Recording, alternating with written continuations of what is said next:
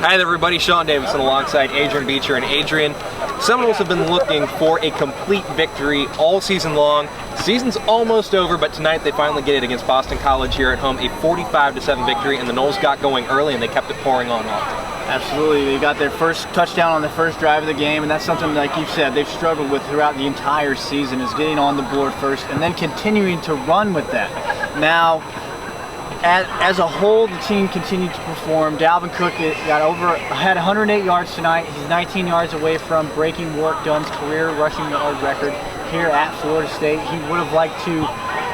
It would have been nice to see him break the record here at home, but as Jimbo Fisher and then Dalvin Cook reiterated tonight in post-game press conference, it's not about records. They got to win, and they've got a mission to accomplish this season. It's gonna be nice when I do it, regardless. The feeling gonna be there. It's gonna be nice just to hold that record itself, man. Like I said, it don't matter what we do with that.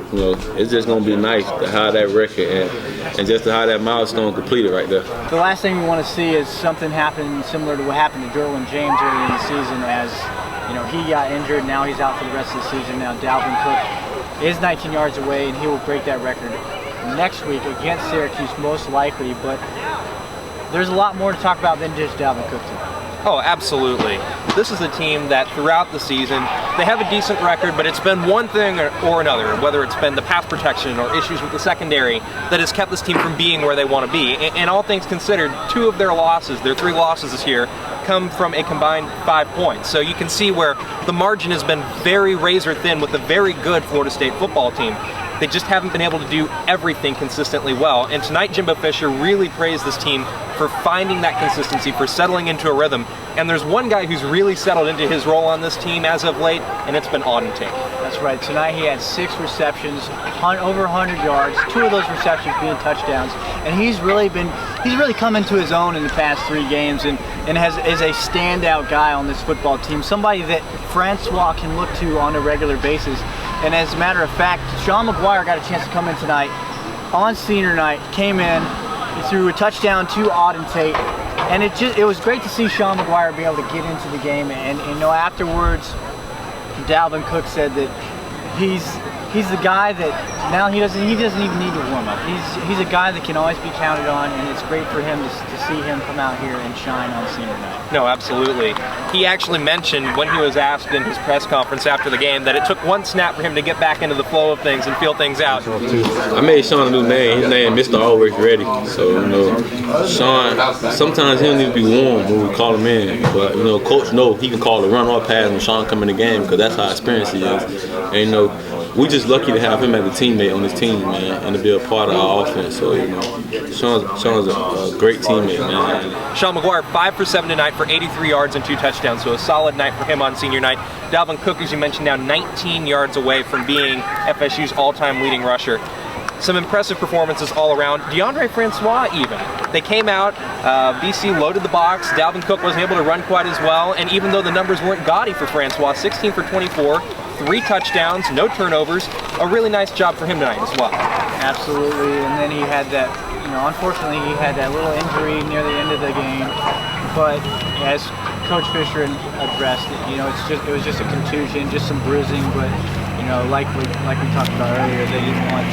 Well, we talked about Dalvin Cook, but for Francois, it was the same situation where Fisher did not want to put him back in the game and see something happen where it gets worse. They're up 35-0 at this point, and there's no sense of putting him back in the game. But as we can talk about, not just as from the football aspect, we got a chance to see something that me personally I've never seen, and like you said, you have never seen a veteran coming home. Well, not a veteran, an active duty service member from the U.S. Army coming home and reuniting with his family. No, absolutely. It was really special, and Dalvin Cook had a few things to say about that, said it nearly brought tears to his eyes. And like I actually commented up in the press box, as Ryan Otto, an officer in the U.S. Army who's been in Afghanistan for the better part of the last year, surprised his wife Jennifer and their 3 children here. he came flying across the field, and I bet you he had a combine 40 as he was going to find his family. But I mean, it was absolutely beautiful. You see these things online, you see them on, you know, ESPN's holiday tributes about veterans reuniting with their families or active servicemen reuniting with their families, and this was my first time.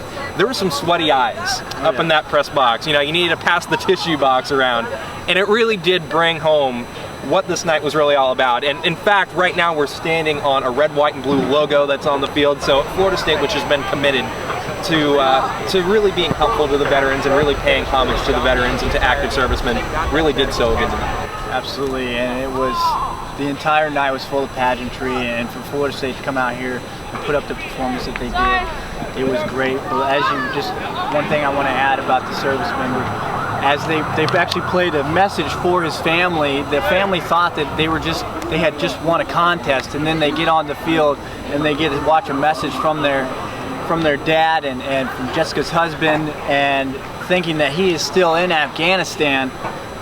And then they panned on to the daughter, who was actually had tears running down her eyes, and I think that had something to do with the reason why he sprinted all the way over there. And just as a whole, you know, being a veteran myself, I feel like tonight it just touched a lot of people's hearts, and after a rough, you know, election that we had, and we saw, you know, it's good to see everybody come together and unite and understand why it is so valuable to be a part of this great nation, and to, you know, recognize those people that have taken time out of their lives to defend this country that is so amazing. Absolutely. So a lot of pride here, a lot of love in this arena, this stadium rather, here tonight. Basketball season right around the corner. Florida State women's basketball team playing UConn. We're going to be there for that. It's going to be a lot of fun. But it's going to be a lot of fun to see where this Florida State football team goes moving forward. They've got Syracuse next week. Dalvin Cook will try to break that record as Florida State's all-time leading rusher. Then they'll come right back here for a little game against a little team down south. That means just a little bit in the state of Florida. Between the Gators and the Seminoles, both teams could perhaps be ranked at the time. But for tonight, he's Adrian. I'm Sean. Good seeing you. We'll see you next time.